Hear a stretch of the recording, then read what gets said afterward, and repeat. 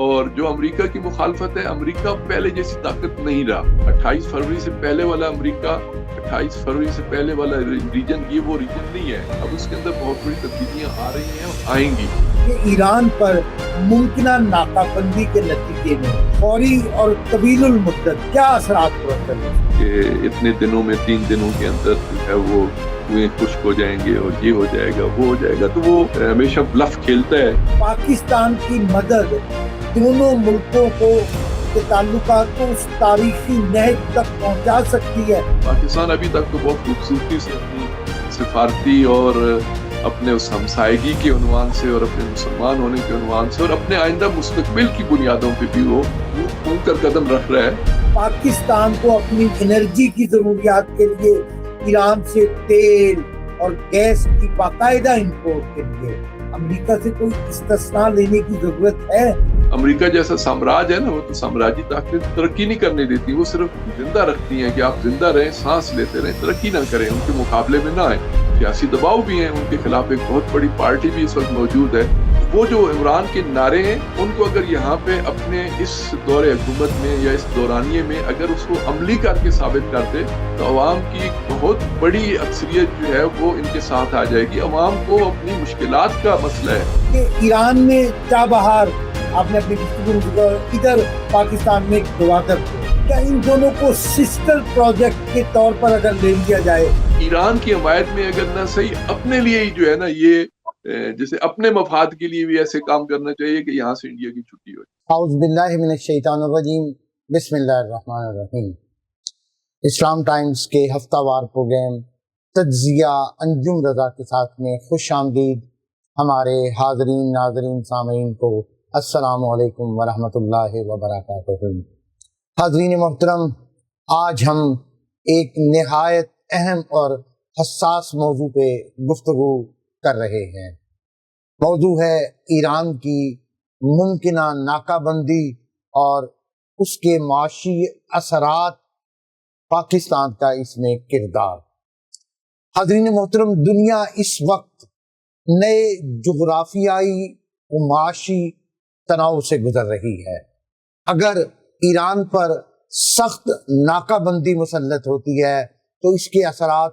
صرف جمہوری اسلامی ایران تک محدود نہیں رہیں گے، بلکہ پورے خطے اور خصوصاً پاکستان کی معیشت،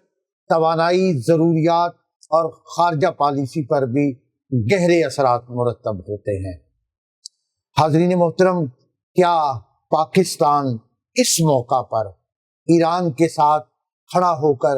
اپنی برآمدات بڑھا سکتا ہے؟ کیا عالمی پابندیاں اور سفارتی دباؤ اس میں رکاوٹ کا باعث بنیں گے؟ اور سب سے اہم سوال، کیا یہ وقت ہے کہ پاکستان اپنی توانائی کی ضروریات پوری کرنے کے لیے ایران سے تیل،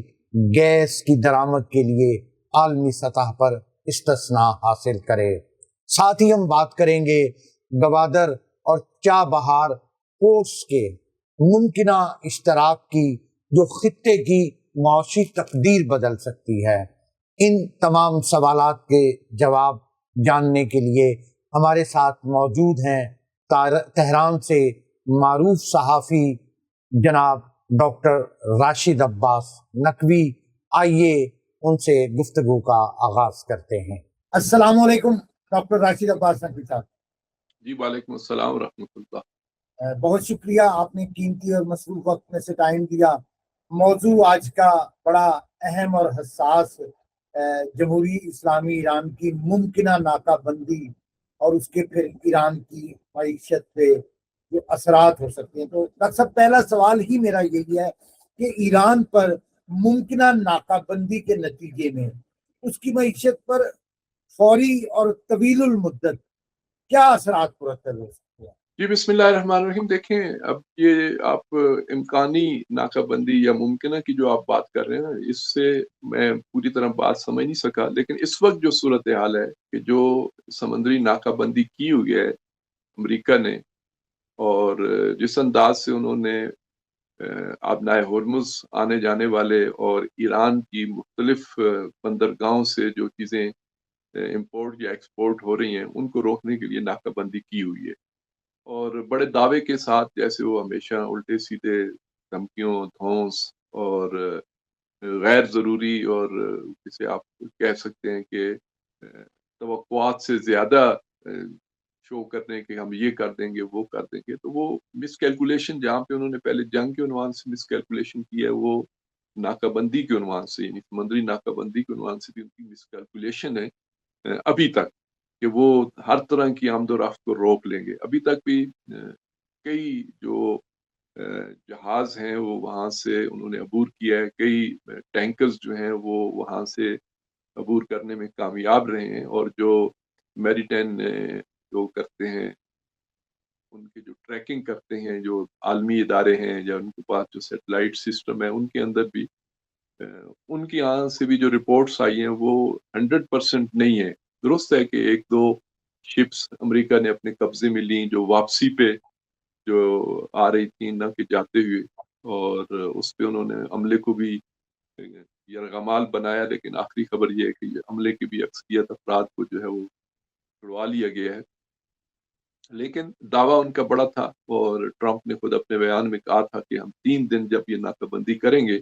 تو 3 دن کے بعد جو ہے وہ ایران کے جو تیل کے کنویں وہ خشک ہو جائیں گے، اور اس کے بعد جو ایک معیشت پہ ایک دباؤ آئے گا تو وہ ایران اس کے سامنے جو ہے وہ گھٹنے ٹیکنے پہ مجبور ہو جائے گا، اور ان کی معیشت کو یہ ہو جائے گا وہ ہو جائے گا، لمبے چوڑے بیانات تھے۔ تو ابھی اس 3 دن کو بھی میرے خیال میں 7 یا 8 دن ہو چکے ہیں جو اس نے دعویٰ کیا تھا، اور ابھی تک وہ اس ناکہ بندی کے فوری اثرات مرتب نہیں ہوئے۔ البتہ یہاں پہ میں یہ عرض کرتا چلوں کہ اس طرح کے جو اقدامات ہوتے ہیں یا ناکہ بندی، یہ اس کے کئی مہینوں کے بعد تو اثرات ممکنہ ہو سکتے ہیں، لیکن یہ کہنا کہ فوری طور پہ جو ہے وہ سب کچھ ہو جائے گا، تو یہ ٹرمپ کے اپنی بیوقوفی ہے، یا اس کو جس نے فیڈ کیا ہے یا جس نے ان کو انفارمیشن دی ہے کہ اتنے دنوں میں 3 دنوں کے اندر جو ہے وہ کنویں خشک ہو جائیں گے اور یہ ہو جائے گا وہ ہو جائے گا، تو وہ ہمیشہ بلف کھیلتا ہے، کہ اس نے اس میں بلف کھیلنے کی کوشش کی کہ شاید ایرانی عوام اس دباؤ میں آ جائیں گے اور ایرانی حکام جو ہے وہ گھٹنے ٹیکنے پہ مجبور ہو جائیں گے۔ تو ابھی تک یہ صورتحال نہیں ہے۔ ایران کے پاس کئی متبادل راستے موجود ہیں، اور اگر آپ دیکھیں تو جو ایران کے تیل کی جو کنزمپشن ہے 50% تو ود ان کنٹری ہے، تو وہ تو ظاہر ہے انہوں نے خود ہی کرنی ہے، اس کی تو کنزمپشن بھی جاری رہے گی۔ دوسرا یہ ہے کہ ایران کے پاس ایسا بھی نہیں ہے کہ سٹوریج کے لیے کوئی جگہ نہیں ہے، اور جو ہے وہ جب سے نکالنا بند کر دیں گے یا نکالنے کا سلسلہ جاری رکھیں گے تو پھر ان کے پاس سٹوریج کی جگہ نہیں ہے۔ اس میں سٹوریج کے عنوان سے ابھی تک بھی کئی خبریں آ رہی ہیں کہ ان کے پاس سٹوریج کے بھی کافی امکانات موجود ہیں، حتیٰ کئی ایسے شپس موجود ہیں کہ جن کے اندر بڑی مقدار میں جو پرانے شپ تھے جو کسی اور کام کے لیے نہیں رہتے، تو انہوں نے ان کو ٹینکرز میں بدل دیا، اور اس کے اندر ایک بڑی مقدار میں جو ہے وہ تیل جو ہے وہ وہاں پہ ریزرو کیا جا سکتا ہے۔ اور اسی طرح جو ہے وہ کچھ اور جو امریکی دعوے ہیں کہ فلاں فلاں جگہ پہ وہ نہیں کر سکیں گے، اس میں بھی ابھی تک ایسی صورتحال نہیں ہے کہ وہاں پہ ناممکن ہو جائے گا۔ تو یہ میرا جواب تھوڑا سا لمبا ہو گیا ہے، تھوڑا سا اس کو میں اب مختصر کر کے یہ گزارش کروں گا کہ یہ اقدامات انہوں نے کیے ہیں بغیر سوچے سمجھے۔ اس کو انہوں نے ٹائم کے عنوان سے جو لمٹ لگائی ہے وہ صحیح نہیں ہے۔ اگر اس کے اندر اور زیادہ شدت ہو اور یہ لمبے عرصے کے لیے ہو تو پھر تو اس کے مؤثر ہونے کے امکانات ہیں، لیکن وہ بھی 100% نہیں۔ وہ میں آپ کو بعد میں بتاتا ہوں کہ وہ 100% کیوں نہیں۔ اول تو یہ ہے کہ اس کے اثرات درست ہے ایران پہ تو پڑ رہے ہیں، لیکن ساتھ آپ نائے ہرمز کی بندش سے ادھر سے دیکھیں کہ تیل کی پرائسز دنیا بھر میں کہاں تک پہنچ گئی ہیں۔ ایران کے اندر تحمل کرنے کی زیادہ گنجائش ہے، دنیا کے اقتصادی نظام کے اندر جو ہے وہ اس کو برداشت کرنے کی صلاحیت نہیں ہے، وہاں سے زیادہ چیخیں اٹھیں گی۔ ان کا تو صرف یہ ہے کہ امپورٹ ایکسپورٹ بند ہوگا نا، جب امپورٹ ایکسپورٹ بند ہوگا تو خشکی کے راستے کھلیں گے، ٹرین کے ذریعے سے چیزیں ہوں گی، اور ایران کو ایک اسٹریٹجک پوزیشن حاصل ہے کہ 14 سے 15 ممالک اس کے ساتھ ہمسایہ ممالک بنتے ہیں، اور مثلا ترکیہ کے راستہ ایک بہت بڑا راستہ ہے، پاکستان کے ذریعے سے ٹرانسپورٹ اور امپورٹ ایکسپورٹ کا ایک بہت بڑا ایک جسے کہتے ہیں کہ ایک کوریڈور ہے کہ جس کو جو ہے وہ فعال کیا جا سکتا ہے. اس طرح ان کا جو ہے وہ کیسپین سی کے عنوان سے جو سمندری راستہ ہے رشیا کے ذریعے سے اور آستارا اور اس علاقے سے، تو وہاں سے بھی ان کے پاس ایک بڑا اور وسیع راستہ موجود ہے. یعنی کوئی افغانستان تو ہے نہیں کہ آپ اس کو ایک طرف سے بند کر دیں گے تو چاروں طرف سے وہ ملک ہے کہ جو بند ہو جائے گا. ایران کو اسٹریٹجک عنوان سے خداوند عالم نے ایک بڑی نعمتیں دی ہوئی ہیں کہ ان کے پاس صرف ایک یہ سمندری راستہ نہیں ہے کہ اگر یہ سمندری راستہ بند ہوگا تو ان کی معیشت بھی ختم ہو جائے گی اور ان کا سب کچھ جو ہے وہ اس میں جو ابھی تک میرے پاس فگرز ہیں، اگر میں ان کی روشنی میں کہوں تو انہوں نے ابھی تک جو بات کی ہے کہ اگر سخت ترین حالات بھی ہو جائیں، جو امریکہ کہتا ہے واقعاً عملی ہو جائے، کہ جو یعنی ایک مفروضے کے طور پہ بات کر رہے ہیں، اگر فرض کریں وہ اتنا سختی سے اس پورے ناکہ بندی کو عملی کر لیتا ہے اور یہ علاقہ پورے کا پورا یہ دریائی یا سمندری راستہ بند ہو جاتا ہے،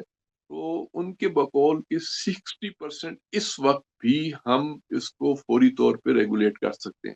جو نئی کوششیں ہوں گی وہ اس کے علاوہ ہیں. جو اس وقت جو ان کے پاس موجودہ استعداد اور صلاحیت اور پوٹینشیل موجود ہے، وہ 60% اپنی امپورٹ ایکسپورٹ کو وہ جاری رکھ سکیں گے. 40% کے لیے انہیں بیرل جو ہے وہ کوئی نئے راستے تلاش کرنے ہوں گے. تو اس لحاظ سے یہ مس کیلکولیشن ہے، جیسے انہوں نے حملے کے وقت مس کیلکولیشن کی تھی کہ 48 گھنٹے کے اندر جو ہے وہ رجیم چینج ہو جائے گی، قیادت چینج ہو جائے گی، سسٹم چینج ہو جائے گا، باہر سے لوگ آئیں گے اور قبضہ کر لیں گے اور حکومت ہمارے ہاتھ میں آ جائے گی. تو ناکہ بندی کے عنوان سے بھی اسی طرح کی مس کیلکولیشن ہے اور وہ چیزیں سامنے آنا شروع ہو چکی. اچھا ڈاکٹر صاحب، پاکستان کی جانب سے ایران کو ایکسپورٹ بڑھانے اور کوپریشن کی پیشکش کس حد تک عملی اور مؤثر ثابت ہو سکتی ہے؟ خاص طور پہ اس میں وہ کون سی رکاوٹیں ہیں جس میں مثلا بین الاقوامی جو پابندیاں، دباؤ یہ حائل ہو سکتی ہیں؟ دیکھیں، یہ تو حکومت کی اپنی اس پہ فیصلوں پہ ہے نا. یہ تو انٹرنیشنل تو ایسا اس وقت کوئی بھی دباؤ نہیں ہے. مثلا رشیا نے اس کو مسترد کیا ہے کہ ہم کوئی بھی امپورٹ ایکسپورٹ کے عنوان سے اگر کوئی بات کرے گا تو ہم اس کو تسلیم نہیں کریں گے. چائنا نے بھی اسی طرح کی بات کی ہے اور پاکستان نے بھی، میں سمجھتا ہوں کہ عملی طور پہ تو ابھی اس کو اہمیت نہیں دی ہے. ابھی جس انداز سے ایکسپورٹ امپورٹ کا سلسلہ شروع ہو گیا ہے اور جس انداز سے وہاں سے کراچی پورٹ سے اور قاسم پورٹ سے سلسلہ شروع ہو گیا ہے اور بائی روڈ چیزیں آنا شروع ہو گئی ہیں، اور اسی طرح انہوں نے اپنا ایک نیا کاریڈور جو پاکستان سے جو ہے وہ آذربائیجان اور اس طرف لے کے جانا ہے، وہ بھی اسی راستے سے انہوں نے اس کو شروع کر دیا ہے. پھر وہ روٹ کے جو افغانستان کے ذریعے سے پاکستان کا تھا، وہ افغانستان میں تعلقات چونکہ اس وقت ایسے نہیں ہیں کہ پاکستان اس روٹ کو کر سکے، وہ روٹ بھی جو ہے اس کا بھی ایران کے ذریعے سے ہو رہا ہے. تو عملاً تو پاکستان نے جو ہے وہ عمل درآمد شروع کر دیا ہے اور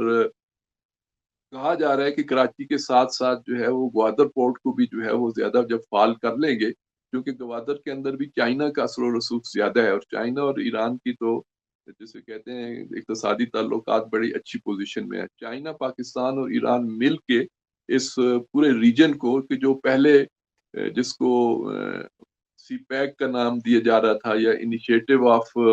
روڈ کا جو ایک نام دیا جا رہا تھا، اس پروجیکٹ کے تحت بھی یہ چیزیں جو ہے آگے بڑھائی جا سکتی ہیں. یہ پہلے بھی پائپ لائن میں موجود تھیں. یعنی یہ جو ایران کے راستے سے کوئی چائنا جو لے کے جانا چاہ رہا تھا، تو مجھے یہاں تک یاد ہے کہ اس میں 5 ارب لوگ جو ہیں انوالو تھے. یعنی اتنے ممالک اس کے اندر انوالو تھے کہ جن کی آبادی 5 ارب کے قریب بنتی تھی. تو 5 ارب کی آبادی کو امپورٹ اور ایکسپورٹ کرنے کے لیے جو سہولیات چائنا کے ذریعے سے میسر تھیں، تو اس میں ایران چونکہ انرجی کے لحاظ سے بہت ہی رچ کنٹری ہے اور انرجی سب کی ضرورت ہوتی ہے، تو اس لحاظ سے ایران کو کوئی ایسا اتنا بڑا مسئلہ نہیں ہے. اور اب تو ان کے میڈیا میں یہ بات آ رہی ہے کہ ہم نے پہلے جبل علی کے عنوان سے اور فجیرہ کے عنوان سے ہم نے اس پورٹ کو اپنا زیادہ فوکس کیا ہوا تھا، تو اب اس کو فوکس کرنے کی بجائے ہم گوادر کو فوکس کریں گے، تو یہ مشکل بھی جو ہماری حل ہوگی. اس کے علاوہ تو ایران سے جو چیزیں جاتی ہیں یا جو قریبی ترین پورٹ تھا نا، وہ یہی تھا فجیرہ اور دوسرا جبل علی. تو اس کا متبادل اگر گوادر مل جاتا ہے تو میں سمجھتا ہوں کہ بہت سارے مسائل حل ہو سکتے ہیں. اچھا ڈاکٹر صاحب، ایک اور پہلو، اگر پاکستان ایران کے ساتھ تجارتی تعاون بڑھاتا ہے تو اس کے اپنے معاشی مفادات اور عالمی تعلقات، خصوصاً امریکہ اور خلیجی ممالک کے ساتھ، ان پہ کیا اثرات مرتب ہو سکتے ہیں؟ اس پہ آپ کا تجزیہ کیا ہے؟ دیکھیں اس وقت تین بڑی قوتیں ہیں کہ جو یہ پاکستان پہ اثر انداز ہو سکتی ہیں، ایک چائنا، ایک امریکہ اور ایک خلیج فارس کے ممالک۔ خلیج فارس کے ممالک کے بھی اپنے کچھ مفادات پاکستان کے ساتھ ایسے ہیں کہ وہ ایران کے ساتھ تعلقات کی بحالی کے ان پہ بھی مثبت اثرات مرتب ہو سکتے ہیں، لہذا مجھے نہیں اندازہ کہ وہ شدت سے اس کی مخالفت کریں گے۔ ممکن ہے ایک پالیسی میٹر کے تحت کوئی ایک حد تک پاکستان پہ دباؤ بڑھائیں، لیکن جس طرح مثلا امریکہ ایک ایران کا دشمن ہے اور ہر صورت میں وہ ایران کو نقصان پہنچانا چاہتا ہے اور ایران کو بالکل معیشت اور اقتصاد کے لحاظ سے زیرو پہ لے کے جانا چاہتا ہے، تو خلیج فارس کے ممالک کے اندر یہ خواہش نہیں ہے، کیونکہ اس کے نقصانات ان کو خود بھی ہو سکتے ہیں۔ لہذا خلیج فارس کے کنٹریز کو آپ یوں سمجھیں کہ وہ نیوٹرل ہیں، اور امریکہ سخت ترین مخالف ہے اور چائنا سب سے زیادہ سپورٹر ہے۔ اب پاکستان کو ان تینوں کے اندر جو ہے رہ کے اپنا جو ہے وہ پلان اور اپنی اسٹریٹجک پالیسی بنانی ہوگی۔ تو وہ میں سمجھتا ہوں کہ پاکستان جتنے اقتصادی دباؤ کا شکار ہے، اس کے لیے اگر یہ روٹس کھلتے ہیں اور یہ چائنا بھی اس کے پیچھے کھڑا ہو جاتا ہے، تو پھر اسے وہ خوف نہیں ہوگا کہ جو اکیلے ہونے میں خوف تھا۔ اور پہلے بھی آپ دیکھیں کہ جب شہید رئیسی گئے تھے پاکستان، تو اس وقت یہ طے پایا تھا کہ 5 ارب کی تجارت کو بڑھا کے 10 ارب تک لے جایا جائے گا، یعنی 10 ارب کا ٹارگٹ تو پہلے ہی ان کا اچھے حالات میں، جب جنگ بھی نہیں تھی، کوئی مخالفت بھی نہیں تھی۔ تو اب میں سمجھتا ہوں کہ اس کے اندر کئی گنا اضافہ بھی ہو سکتا ہے۔ اور جو امریکہ کی مخالفت ہے، امریکہ پہلے جیسی طاقت نہیں رہا، یعنی اگر 28 فروری سے پہلے والا امریکہ، 28 فروری سے پہلے والا ریجن، یہ وہ ریجن نہیں ہے۔ اب اس کے اندر بہت بڑی تبدیلیاں آ رہی ہیں اور آئیں گی، تو اس میں سمجھتا ہوں کہ پاکستان کے لیے ایک بہترین موقع ہے کہ اپنی اقتصاد کو اس لحاظ سے بہتر کرے، اور خود جو حتیٰ جو گیس پائپ لائن کا پروجیکٹ جو ہے وہ ابھی تک پاکستان کے جسے کہتے ہیں کہ وہ ایک کونے تک تو پہنچا ہوا ہے، اگر اس کو بھی اسی شور شرابے میں اگر یہ انجام دیں، تو میں سمجھتا ہوں کہ پاکستان کو جہاں پہ خلیج فارس کے عنوان سے جو بھی کچھ ایڈوانٹیجز مل رہے ہیں انرجی کے عنوان سے بھی، وہ اپنے ملک کو اور اپنی عوام کو اس کے ایک انرجی کے بہت بڑے بحران سے نکال سکتا ہے۔ اچھا ڈاکٹر صاحب، ایک اہم بات پہ آپ کا تجزیہ چاہیے۔ ہم سب حاضرین ناظرین جانتے ہیں کہ پاک ایران تعلقات بہت ہمیشہ اچھے رہے اور اس وقت تو تاریخی موڑ پر ہیں۔ ایران نے پاکستان کی ہمیشہ مشکل وقت میں مدد کی ہے، اور اب ایران مشکل میں ہے تو پاکستان کی مدد دونوں ملکوں کو کے تعلقات کو اس تاریخی نہج تک پہنچا سکتی ہے کہ جو ایک بہترین برادرانہ اور ہمسائیگی کا اور اسلامی اخوت کا مظہر ہوں۔ جی ہاں، دیکھیں ایک تو ہوتا ہے عوام ٹو عوام جو ہے وہ تعلقات کی نوعیت، اس میں تو کوئی شک نہیں ہے کہ کبھی بھی اس میں نشیب و فراز نہیں ہے، ہمیشہ فراز ہی رہے ہیں اس کے اندر۔ دونوں ممالک کی عوام تو ایک ہی سوچ پہ اور ایک ہی نہج پہ، تعلقات کی ان کی نوعیت ایک ہی طرح کی رہی ہے، اور اس کے پیچھے بہت بنیادیں بڑی مستحکم ہیں، دینی، مذہبی، ہمسائیگی، ادبی، ثقافتی، بہت ساری ایسی چیزیں ہیں کہ جو دونوں قوموں کو بہت قریب رکھتی ہیں۔ حکومتوں کے درمیان اس میں کوئی شک نہیں ہے کہ وہ نشیب و فراز رہے ہیں، اور وہ نشیب و فراز بھی بیرونی اثرات کی وجہ سے رہے ہیں۔ خود پاکستان یا پاکستان کے حکام کی کبھی یہ خواہش نہیں ہوگی کہ اپنے ایک ہمسایہ ملک کے ساتھ تعلقات کو پیچیدہ کریں یا اس کو ان تعلقات کو اس نہج پہ لے جائیں کہ جو مشکلات کا باعث بن سکیں، کسی چیلنج سے دوچار کر دیں۔ پاکستان کی کسی حکومت نے بھی کبھی بھی یہ خواہش نہیں کی ہوگی، الا یہ کہ اس کے اوپر ایسا دباؤ بڑھ جائے، اس کے لیے ایسا دو میں سے ایک کا انتخاب ہو جائے کہ یا آپ ہمیں انتخاب کریں یا ایران کا انتخاب کریں، تو اس میں وہ مشکلات کا یہ پاکستان کی حکومت ہو جائے۔ ابھی تک بھی پاکستان نے، میں سمجھتا ہوں کہ کافی حد تک سٹینڈ لیا ہوا ہے، اور مجھے اندازہ ہے کہ جتنا اس پہ دباؤ ہوگا، چاہے وہ گلف کنٹریز کی طرف سے ہو چاہے امریکہ کی طرف سے ہو، لیکن پاکستان ابھی تک تو بہت خوبصورتی سے اپنی سفارتی اور اپنے اس ہمسائیگی کے عنوان سے اور اپنے مسلمان ہونے کے عنوان سے اور اپنے آئندہ مستقبل کی بنیادوں پہ بھی وہ بہت جسے کہتے ہیں پھونک پھونک کر قدم رکھ رہا ہے۔ اور مجھے اندازہ یہ ہے کہ آئندہ بھی یہ سلسلہ جاری رہے گا، لیکن ہم یہ کہیں گے کہ بالکل ہی امریکہ کا دباؤ قبول نہیں کرے گا یا गल्फ कंट्रीज के बिल्कुल किसी बात को नहीं मानेगा, ऐसा भी मुमकिन नहीं है। पाकिस्तान अभी इस पोजीशन में नहीं है। अल्लाह करे खुदा कभी पाकिस्तान को इस पोजीशन में ले आए तो उसकी खुद मुख्तारी और उसका जो इस्तिकलाल है, जो सॉवरेंटी है, उसका जो इक्तसादी ढांचा है, जो उसकी इक्तसादी तरक्की है, उसके अंदर जो बैरूनी कुव्वतों के असर रसूख के असरात हैं, अगर ये सारी चीजें कम हो जाएं तो पाकिस्तान भी एक बड़ी कौम है, एक बड़ी फौज है उसके पास, एक एटमी मुल्क है, वो बड़ा मुअस्सिर साबित हो सकता है। लेकिन मैं इस वक्त जो मौजूदा जिस दौर में हम गुजर रहे हैं उस पे कुछ पाकिस्तान के मसाइल हैं जिसकी वजह से उसे बड़े फैसले लेने में बहुत मुश्किल होती है। लेकिन आप देखें कि उसने फिर भी चीन और अमेरिका के दरमियान एक बैलेंस रखा हुआ है, दोनों को साथ लेके चल रहा है। तो इस तनाजुर में देखें तो वो ईरान के साथ ताल्लुकात भी और अमेरिका के साथ भी वो इसको बैलेंस रखने की कोशिश करेगा, और पाकिस्तानी अवाम का भी यही तकाजा है और उनका बल्कि दबाव है। पाकिस्तान की सियासी जमातें भी यही चाहती हैं, और हमसाया ममालिक के साथ जो ताल्लुकात होते हैं वो भी इसी चीज़ का तकाजा करते हैं कि वहाँ पे कशीदगी कम से कम। अच्छा डॉक्टर साहब, गुज़िश्ता रोज हफ्ते की शाम अमेरिकी सदर से सहाफ़ियों ने सवाल किया, ये जो ईरान के लिए पाकिस्तान ने अपने एक्सपोर्ट के रास्ते खोले, तो वो उसने पास कर दिया और कहा कि फील्ड मार्शल और पाकिस्तानी वज़ीर आज़म बहुत शानदार हैं। तो ऐसी सूरत हाल में जब पाकिस्तान और फील्ड मार्शल ने ईरान अमेरिका जंग के दौरान सालसी का किरदार, जंग बंदी का किरदार और तो ऐसी सूरत हाल में अब पाकिस्तान को अपनी, जैसे आपने गुफ्तगू बताया, एनर्जी की जरूरियात के लिए ईरान से तेल और गैस की बाकायदा इंपोर्ट के लिए अमेरिका से कोई इस्तिस्ना लेने की जरूरत है? आप क्या समझते हैं? देखें, जो इस वक्त पाकिस्तान ने अभी तक सिफारती और जिसे आप कहते हैं कि एक डिप्लोमेटिक एफर्ट्स किए हैं, वो मैं समझता हूँ कि आम जो पाकिस्तान की सियासत को समझते हैं उनकी तवक्कुआत से ज़्यादा बेहतर किए हैं। उन्होंने परफॉर्म किया है। आइंदा भी देखें, अमेरिका के साथ ताल्लुकात की नोयत या अमरीकी शिकंजे में तो हम फंसे हुए हैं एज ए पाकिस्तानी। अगर हम देखें, हम कर्जों के उसमें हैं, हम IMF के मोहताज हैं, हमारे ऊपर बहुत सारे ऐसे मसाइल हैं कि एज ए पाकिस्तानी हम मुश्किलात का शिकार हैं। लेकिन साथ ये भी है कि हमसायों के साथ तो कशीदगी बढ़ा के तरक्की नहीं हो सकती, और वो भी एक ऐसे हमसाया मुल्क के साथ कि जो आपका मुसलमान भाई भी है, जिसने हर मुश्किल में आपका साथ भी दिया और आपकी बहुत सारी मुश्किलात की चाबी भी उसके पास है। देखें, पाकिस्तान के पास इस वक्त सबसे बड़ा तो एनर्जी का बहरान है ना। अगर आज पाकिस्तान में एनर्जी का बहरान हल हो जाए कि जो ईरान कर सकता है,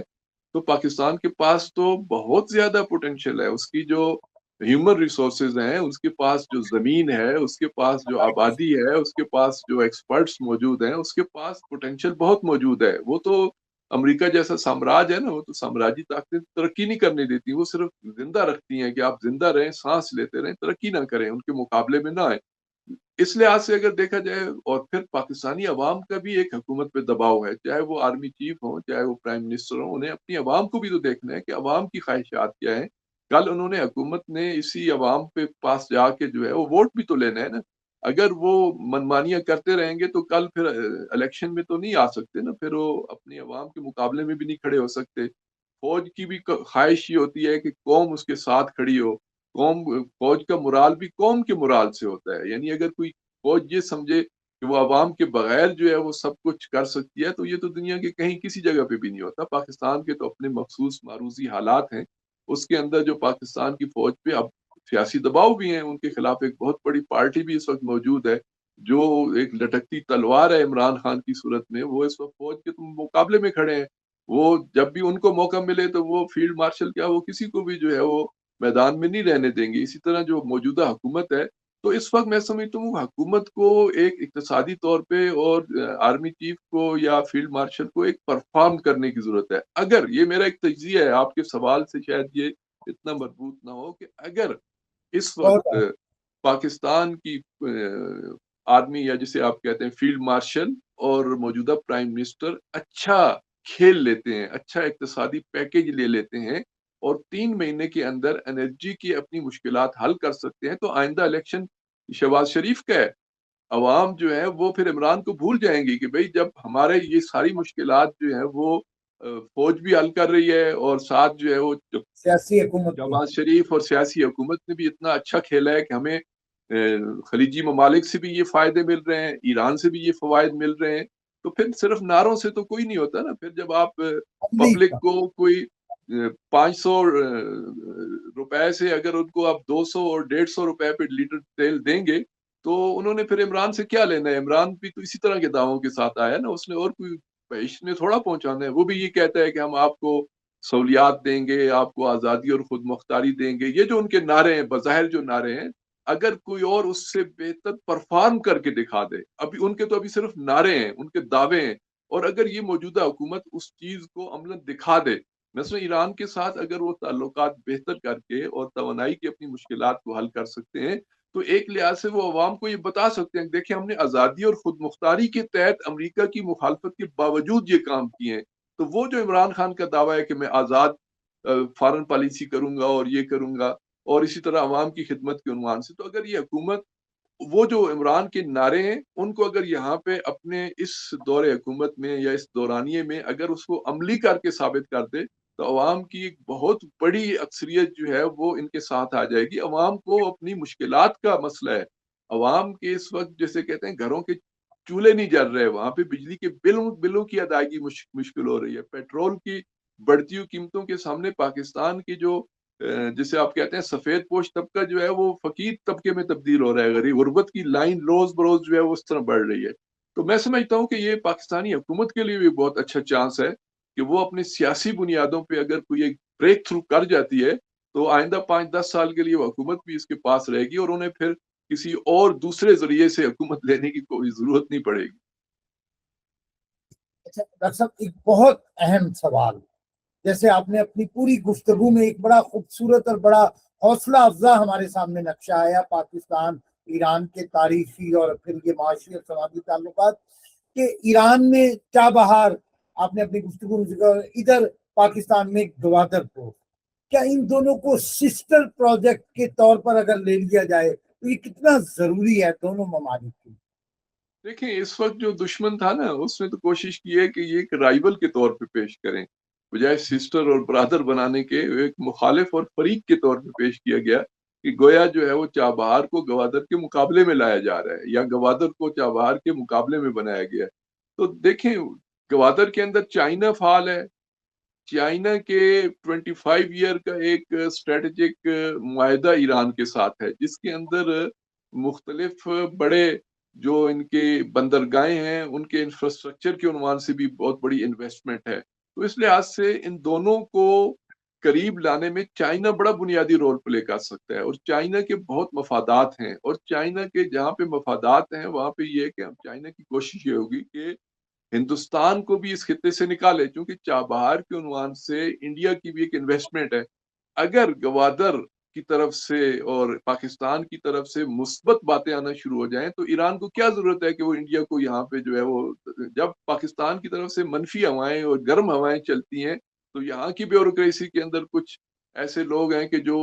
پھر انڈیا کی طرف دیکھنا شروع کر دیتے ہیں. جب یہ دونوں ممالک کے تعلقات اور پیچھے چائنا جو ہے وہ پورے طریقے سے آ جائے گا تو یہاں سے پھر انڈیا کی چھٹی ہو جائے گی. اور یہ میں سمجھتا ہوں کہ ایک بہت بڑا بریک تھرو ہے جس میں پاکستان کو پلان کرنا چاہیے کہ اس کو کیسے یہاں سے انڈیا کو نکالنا ہے. وہ چائنا کے ساتھ مل کے، یعنی اگر ایران نہ بھی چاہے تب بھی اس کو ایک ایسی پالیسی بنانی چاہیے کہ جس کی وجہ سے ایران کے پاس ایک اتنا اچھا راستہ متبادل بن جائے کہ وہ کہے جی مجھے کیا انڈیا جیسے دھوکے باز کی ضرورت ہے، کیونکہ انڈیا نے ان کے ساتھ بھی دھوکہ کیا ہے. کوئی ایسا نہیں ہے کہ وہ بہت ہی فیئر ہے، وہ تو بنیے کا بیٹا تو کچھ دیکھ کے گرتا ہے. تو وہ اگر چابہار پہ جو ہے اگر نظریں جمائے بیٹھے ہیں تو اس کی جہاں پہ کاروباری مقاصد ہیں وہاں سیکیورٹی کے مسائل بھی ہیں، وہ پاکستان کے لیے مسائل بھی پیدا کر سکتے ہیں، وہ افغانستان کے عنوان سے بھی یہاں سے اثر انداز ہو سکتے ہیں. تو اگر پاکستان کی طرف سے اور چائنا کی طرف سے ایران کو یہ یقین دہانی ہو جائے کہ چابہار کے اندر جو ہے وہ چابہار کو گوادر کا دشمن بنا کے اس کو کمزور کرنے کی کوشش نہیں کی جائے گی، بلکہ جس طرح آپ کہہ رہے ہیں کہ سسٹر بنا کے جو ہے وہ ایک جسے کہتے ہیں کہ باہمی ہم آہنگی سے اس پورے سسٹم کو آگے بڑھایا جائے گا، تو میں نہیں سمجھتا کہ پھر اس کی انڈیا کی یہاں پہ کوئی گنجائش رہے گی. اور یہ میں سمجھتا ہوں کہ اس کے لیے پاکستان اور چائنا کو بڑے سنجیدگی سے لینا چاہیے اور چابہار کے مسئلے کو اس انداز سے ٹیکل کرنا چاہیے کہ یہاں سے انڈین کی جو ہے وہ ضرور جو ہے وہ انویسٹمنٹ ختم ہونی چاہیے، چونکہ ایک دو دفعہ معاملے ان کے خراب ہو چکے ہیں۔ انڈیا کی انویسٹمنٹ کے جواب میں انہوں نے جب اس نے لیٹ کیا یا پر وقت نہیں کیا تو انہوں نے کہا کہ ختم کریں، بس ہم آپ سے نہیں یہ پروجیکٹ چاہتے، لیکن وہ دوبارہ آتا ہے، سبارہ آتا ہے، کہیں نہ کہیں پہ نئے نئے رنگ بدل بدل کے، پینترے بدل بدل کے انڈیا آتا ہے۔ تو اس مقابلے میں پھر پاکستان اور چائنا کو ایران کی حمایت میں اگر نہ صحیح اپنے لیے ہی جو ہے نا یہ جیسے اپنے مفاد کے لیے بھی ایسے کام کرنا چاہیے کہ یہاں سے انڈیا کی چھٹی ہو۔ بہت شکریہ ڈاکٹر راشد صاحب، انشاءاللہ آپ سے مزید اس موضوع پہ گفتگو رہے گی اور ہم جانتے رہیں گے۔ حاضرین محترم، ڈاکٹر راشد عباس نقوی سے آج کی گفتگو کے بعد یہ بات واضح ہوئی کہ ایران کی ممکنہ ناکہ بندی صرف ایک ملک کا مسئلہ نہیں بلکہ پورے خطے کے لیے ایک بہت بڑا معاشی اور سفارتی چیلنج ہے۔ پاکستان کے لیے نازک مگر اہم موقع ہے۔ ایک طرف اپنے دیرینہ ہمسایہ اور برادر اسلامی ملک کے ساتھ تعاون کا تقاضا اور دوسری طرف عالمی دباؤ اور اپنے معاشی مفادات کا توازن۔ کیا پاکستان اس صورتحال میں ایک متوازن اور مؤثر حکمت عملی اختیار کر پائے گا؟ کیا ہم اپنی توانائی ضروریات کو پورا کرنے کے لیے جرأت مندانہ فیصلے کر سکیں گے؟ اور کیا گوادر اور چابہار واقعی مشترکہ ترقی کی نئی مثال بن سکتے ہیں؟ یہ وہ سوالات ہیں جن کے جوابات آنے والا وقت دے گا، لیکن ایک بات طے ہے کہ آج کے فیصلے کل کی سمت متعین کریں گے۔ اجازت دیجیے اگلے پروگرام تک اپنے میزبان سید انجم رضا کو ہمارے اس پروگرام کو ہماری اسلام ٹائمز کی ویب سائٹ اور ہمارے دیگر پلیٹ فارمز پہ دیکھنے کے بعد اپنی تجاویز، آراء اور تبصرے سے ضرور نوازیے گا۔ خدا حافظ۔